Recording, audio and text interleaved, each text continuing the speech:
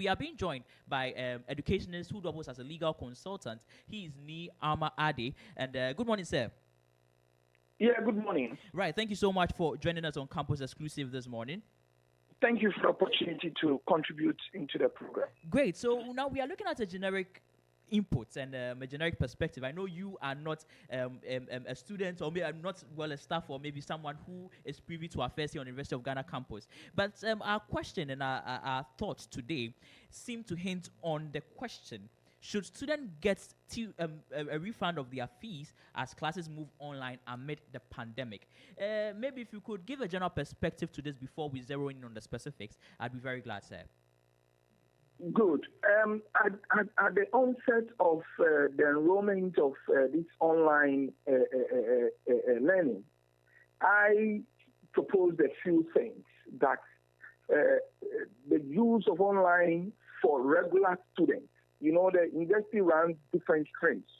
There are stream of students who do mainly on online, that is distance learning students who do a combination of campus-based and online-based learning. So they are already positioned for online learning. That notwithstanding, they've complained a lot about the inefficiency of the online learning platforms. Sometimes for a whole semester where some students are not even able to log on to the portals in order to follow assignments and all that. So all that problem withstanding, even with those who know from the onset that their mode of study is partly online, good, that problems are there. So now let's talk about those who do strictly campus-based learning without an aspect of online learning. Even though online learning is supposed to be part of the program, that's those on the regular campus-based program, they do little or none of the online learning. But yes, this COVID-19 has presented us with a unique situation which requires a unique solution. Therefore, how do you solve the solution? In Ghana, we say that adumongwe ni afamongwe. You cannot stand in the midst of the problem and tend to be advocating for 100% solution in the problem. Therefore, there has to be mitigating factors. And I propose that in order not to discriminate against a section of students who may not have the facilities required for 100% online learning, we should do this cautiously. Okay, we should do it cautiously, which means that, yes, let's do it, but it should not be on a scoring basis. But from the feedback that I get in my own little search, I realize that they are scoring the students. And it is a fact that not all students are on the online. We have not even checked whether all the students are on the online. And we've left them to their fate. Yet we claim to be given a level playing field that should present everybody with equal opportunity, which is not the case. Okay? Now to the substantive question of whether students have the right to demand part of their fees, exactly. What is the contract? What is the contract there? The contract is that students will attend an oral face-to-face lecture room learning, which costs more. Now we are presented with a situation where everything has changed from the original plan, and therefore we need to do a situational analysis, okay, so that nobody feels cheated. Because it's very painful when a party feels cheated. Either the school feels cheated by the students or the students feel cheated by the school. And equity does not permit that. Okay? Therefore, what do we do? I know that it will be a difficult situation for university to refund monies to students that they pay. I mean, it's not in the history. It's not in our history where people pay money and the monies are refunded to them. That would be a difficult thing. Even in times where we have economic challenges and all those things. So that going forward, if it is legitimate that what the students have paid for the oral face-to-face is not the same cost as what they are getting online, then there is a need to assess the balance sheet. And if we assess the balance sheet and we see that they have paid more than what they're getting, then you can credit the account into the future. At least if you cannot refund the money to them. Okay, and this argument has been raised in the UK. And talking about the UK, this is not even the first time. I remember in 2012, 2013, when I was in Liverpool studying, a school in Sheffield has conducted exams where students say that the examination questions were not what they've been taught. They boycotted. They made their case, and the exams was reset for them. But this is a situation where people are not allowed to have a say. It's become more of like a military zone where you obey before complain. And equity is the vigilance. Okay? Therefore, if students foresee that they are cheating in a way that what they paid, what they negotiated for, what contract they entered into is not stricto sensu followed, then they have the right to demand the difference in their money. So me, I think that the student leadership will have to sit with the university management. And then, if that is the situation, let's hear all parties out, okay? All the parent pattern principle in administrative law, as we say, hear the other side. Take to the table, hear the other side, and when students feel or management sees that what contract they've engaged the students into is not what it's not what is being delivered, then let's assess our balance sheet and do the right thing, okay? Because money is hard to come by in this time.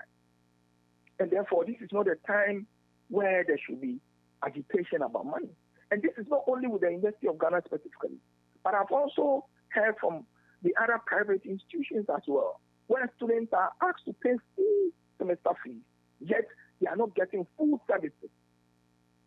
I published a paper some time ago, and the title of the paper is Are Students Customers? And the argument is, yes, students are partly customers, and students are partly not customers. Students are partly customers because as a customer, when you pay for a product, you expect that you get the exact product that you paid for. And as a non-customer, it means that even though we pay money to attend school, yes, we have to write exam, which is mandatory. Okay? So yes, students, so in this analysis, students are customers to demand that we enter into a contract for an oral face-to-face tuition. Now things have changed. The oral face-to-face is not coming. We are forced to do an online learning, which is less of a cost than what we paid for. So what should we do? Let's do the honors thing. And again, the issue of examination, which I've heard that is ongoing. Or maybe maybe let me put a pause here and then allow you to come in. Sorry. Right, sir. Now, zeroing in on the specifics, I'm glad you are advocating for a dialogue, despite your stance and position as a legal consultant. And now, you do agree that the situation we are in called for some emergency measures from management of the university. And from your point and from your perspective as an educationist, not to call for your empathy in this regard, but as we are calling for some fairness to ensure that the sheet is balanced, wouldn't you say that some of these monies possibly could have been pushed into these emergency measures that were instituted as a result of the pandemic? Thus, giving room for the university, giving them some breathing space to not give them so much pressure, and in ensuring that they indeed go to the extent of ensuring that they credit the account of these students who, if the dialogue should come through, realize that indeed, well, some monies weren't used properly. Let's credit the account. Good. You see, everything must be made. I mean, school. Examinations by their nature are not designed to fail students. Therefore, if you are setting up examination, or if you want to test students, or if you want to set up anything that seeks to pose unwarranted challenges to Right, students, right. then you have to look at it. Okay, at this point, Okay? I want you to address the usage of the monies. You know, we are still talking about the refund. I mean, a partial refund of the fees, and I'm saying that, well, to an extent, the university, you know, there were some emergency situations that pushed the university to use, you know, the monies they had budgeted for, you know, to ensure that these emergent, you know, the outbreak doesn't eat up what exactly we have instituted here. So we are looking at the fact that the emergency situations that came up as a result of the pandemic, indeed, to an extent, we could say that they didn't budget for it. They didn't budget for it at all. But if we are looking at students going in or pushing in further for a refund, a partial refund of their fees, can't we say that the situation exactly didn't give them so much breathing space to a larger extent? Good. There's a lot of echo in the thing, so I'm not getting your question fully. But if I clearly understood, if I understood the little that I heard, we are asking for still on the financial issue where Exactly. students are demanding for part refund of their money. And yes, I explained that earlier on, that let no party feel cheated. What we paid for the oral phase, because what we have not been told is how much it will cost us should the university not be able to run oral face-to-face, which is the contract that students have entered into. And as a result, they have to resort to other means of administering lectures. And you cannot tell me that online tuition or online learning, teaching, is the same as oral face-to-face. All over the world, online education costs far less than campus-based oral face-to-face education. So that is a common principle. Therefore, if there is not set up in the university policy that in the event that the semester cannot continue on oral face-to-face, and therefore they have to resolve to online learning, and this is what it is, they cannot come back to us now and argue that students are going to pay the same fees that they have paid for oral face-to-face, when it is so clear out there that online learning is cheaper. So I think that the students are right. And as they say, you cannot punish anybody for a law that is not in existence. Therefore, if the university policy does not have anything which says that in the event of the termination of the semester, or in the event that lectures are not able to continue oral face-to-face, will resolve to online learning, and the fee will be the same. If it is not expressly set out, and we know that online learning charges are less than oral face-to-face campus-based learning, then the students are right to demand the difference in their fees.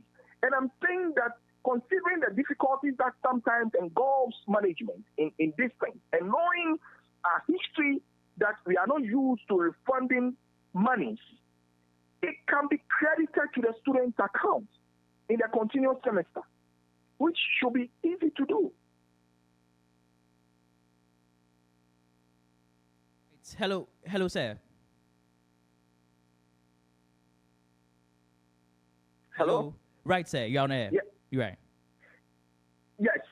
Yeah, that's the point I've made. So, yes, I think the students have legitimate right to demand a difference in their fees. And we should move away, since you seem to want to hammer a bit on the mode of study here. And before the engagement on the issue with fees and refund, you were making quite an input with the e-learning module and how far we have come. Now, there have been reports, you again advocated and pushed for non-grading system, but it looks like students are still being graded. The assessments they are having are still going through some form of grading. Do you still stay firm in your stance that obviously we haven't started our exams whatsoever? Other universities I can cite are pushing, their online exams will be in the form of take-home assignments. Other students especially will be having assessments online. It looks like all across board there's still a push for these assessments online to be graded. Do you still remain firm in your stance that the form of grading being done isn't the best? Yeah, no, I stand by my point. I maintain that in the face of this difficulty, where people have to get onto a situation which they are not used to, very unusual situation, where the university already does not conduct online exams to existing students, they should not be graded. And the point is clear, they should not be graded. Because look, what goes into an online examination is different. People come prepared for online examination, therefore they increase their typing speed based on the time allotted. They do things differently. Okay, so if you force them to grade them based on online, what are even the checks and balances there?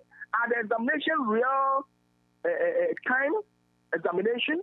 I mean, there are international examinations that you write, like GMAT and all that, which are online, okay? Which are online, but they are real time. So a time is set, there is supervision of those who are writing the exam, and then they are set. What is the situation in the university? Do you come to write the exam under supervision, or you write the exam from your various homes? And are the exams real-time exams? What are the exams? Are the exams research-based exams where you are given time to research and interpret in your own understanding? Or they are just an online version of a sit-down exam where there is no supervision, where you have time within which to do it? You see, a lot goes into it. I don't know why we want to force this thing down the throat of the students when we know ourselves that we are not in usual times, and therefore we all have to hasten slowly. We all have to tread cautiously so that we don't disenfranchise people. I mean, where we want to put up a posture like King Kong, assuming and be discriminatory, it does not work well. You know, it does not work well. And I know they know it better. But sometimes the sense of superiority, the sense of trying to exert authority and put people forcibly under to let them know that they are under instruction and therefore they have to take everything hook, line, and sinker, you force the people to rebel. Okay? And when they do that, you will see that what otherwise would have been a beautiful discussion, would have been a beautiful collaboration to work towards something noble and good, would have been thrown out of the window. So I think that if they are certain, they have to look at what goes into assessing online examination, the nature of the exams, and how they are doing it. But other than that, like I said, there is no fresh student in the university. Right up to level 300, all students, even from level 100, have had a semester at the university already. And there are many ways you could juggle these things, okay? Let us not be stiff-minded. Let us not be stiff-minded. We can juggle these things in subsequent semesters when we have returned to normalcy, or when all these online things have been streamlined. In any case, in making a policy, you need the input of the users of the policy. Okay, so that even that policy governing all these things, to what level were the students involved in the decision making? Don't we have student representatives on the university council? Was those issues put there for them to have made an input into how these things are going? Or it was brought to them overnight and it's forced down them? Even that, there are situational analysis. And I'm saying that these are times that the real situational analysis must be considered so that we don't disenfranchise people. Do we even know whether all the students have the laptops? Do we even know whether all the students have access to the internet? Do we know how the internet is functioning? Right. At this point, much thank you, Mr. Niama Ade, for joining us on the show and for your input with the e-learning module of study and the call from some individuals and groups for refund of fees here on the University of Ghana campus. I must thank you, Mr. Niama Ade. Thank you very much. I mean, this is Ghana, and it's for all of us. We are prepared to put in our little contributions to make it a better place. Right. It's always an opportunity to contribute. Thank you very much. Thank you so much. Do enjoy the rest of your day. And that was Niama Ade. He's an educationist and a legal consultant.